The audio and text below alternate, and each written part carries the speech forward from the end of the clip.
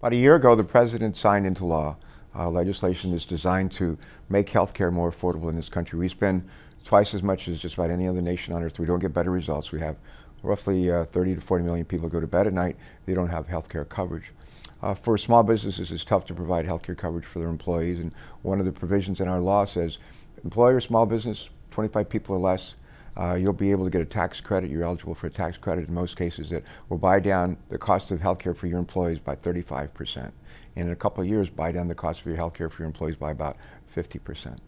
Another thing that we're doing is we want to make sure that senior citizens that need to take medicines to stay out of the hospital to be healthy. We're trying to make sure that they continue to take medicines even when the amount that they've spent each year exceeds $3,000. We actually now do that. We're closing what's called the donut hole, so that seniors will continue to take their medicines. The cost of that is borne by, believe it or not, the pharmaceutical companies. Third thing that we're doing, I'm an old Navy guy. We used to take annual physicals every year for all the years I was in the Navy. We did it because we wanted to catch problems early and when they weren't expensive. And it used to be literally till this year, folks that are in Medicare, they got an annual physical paid for by Medicare one time in their life. They lived to be 105, they'd never get another one.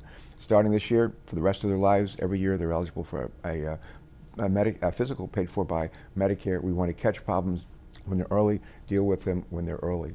Another thing with respect to our senior citizens, we want to make sure that folks, if they're getting in their 50s or 60s, we want to make sure, 70s, we want to make sure that they're getting colonoscopies every 5 years. We want to make sure that women are getting mammography screenings, that men are getting prostate screenings. We want to make sure, taking all these preventive steps to make sure we catch, again, problems when they're small, can be dealt with, rather than waiting until people get really sick and have colon cancer, and we spend a boatload of money and people have a terrible way to live their lives. So we've taken away the co-pays and basically said, we want you to get the preventive screenings, so do it. It won't cost you anything. In the end, Medicare will save money, and it's a smart thing to do.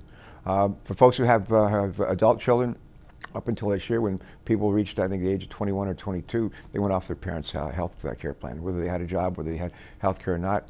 Beginning this year, that changes, and now adult children can be covered under their parents' health care plan for up till the age of 26. There's a restriction. And another thing that I think is helpful for a lot of folks. So if you happen to be a child up to the age of 18 and you have a pre-existing condition, you can't be denied health insurance. And eventually we'll take that provision and extend it up to adults. And I think that'll kick in a couple of years from now.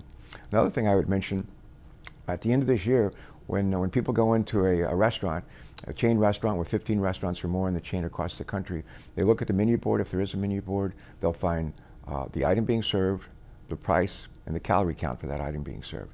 There's no tax on calories. I mean, people are going to order whatever they want, but they're going to know what's being served, the price, and how many calories there are. If there's a menu, the same thing for national restaurants.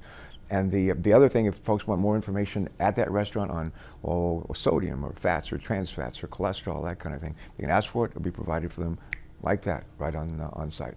Those are just some of the provisions, that are in a health care bill. Is it perfect? I don't think so. Almost nothing that I do is perfect. But is it designed to help us get to a place where we'll have better healthcare outcomes for less money? I believe it will do that. And the parts of it that need to be changed over time to fix it or to improve it, let's do that. I like to say, mend it, don't end it. Heal it, don't repeal it. But I think that's a much smarter approach in the months, years that I might have ahead of me in the Senate. That's what I'm going to do. Thank you so much for tuning in.